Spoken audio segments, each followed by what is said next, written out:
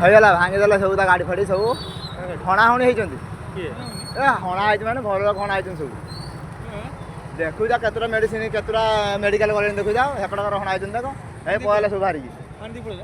ମଦ counter tender ବିବାଦକୁ ନେଇ ସର୍ବସମ୍ମୁଖରେ ବୁଲିଛି ଖଣ୍ଡା ଭୁଜାଲି।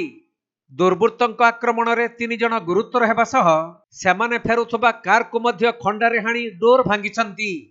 ଏପରି ଘଟଣା ଘଟିଛି ବାଲେଶ୍ୱର ଜିଲ୍ଲା ବାହାନଗା ବଜାର ନିକଟରେ।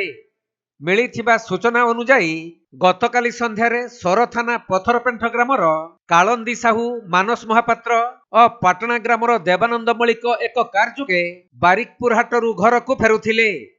ତେବେ ବାହାନଗା ବଜାର ନିକଟରେ 5ଟି ବାଇକ୍ରେ ପ୍ରାୟ 12ରୁ ଉର୍ଦ୍ଧ୍ୱ ଯୁବକ ଆସି ସେମାନଙ୍କ ଗାଡ଼ିକୁ ଅଟକାଇବା ସହିତ ଖଣ୍ଡା ଓ ଭୁଜାଲିରେ ଆକ୍ରମଣ କରିଥିଲେ। ତେଣୁ କାରରେ ଥିବା ସମସ୍ତେ ଗୁରୁତର ଆହତ ହେବା ପରେ କାରଟିକୁ ମଧ୍ୟ ସେହି ଯୁବକମାନେ ଖଣ୍ଡାରେ ହାଣିବା ସହ ଭଙ୍ଗାରୁଜା କରିଥିଲେ।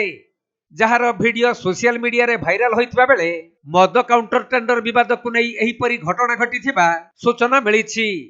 ପରେ ସ୍ଥାନୀୟ ଲୋକମାନେ ଗୁରୁତରଙ୍କୁ ଉଦ୍ଧାର କରି ସୋର ଡାକ୍ତରଖାନାକୁ ଆଣିଥିଲେ। ହେଲେ ସମସ୍ତଙ୍କ ଅବସ୍ଥା ଅତି ସଙ୍କଟାପନ୍ନ ଥିବାରୁ ପୁଣି ସେମାନଙ୍କୁ ବାଲେଶ୍ୱର ବଡ଼ ଡାକ୍ତରଖାନାକୁ ସ୍ଥାନାନ୍ତରିତ କରାଯାଇଛି।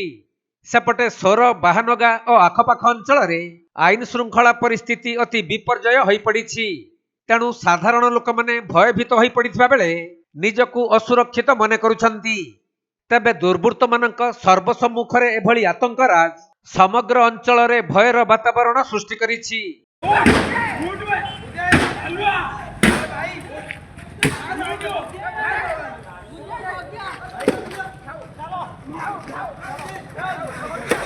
ବାଲେଶ୍ୱର ଜିଲ୍ଲା ସୋରରୁ ସୁମନ୍ତ ଦାସଙ୍କ ରିପୋର୍ଟ, କୋଣାର୍କ ଲାଇଭ୍।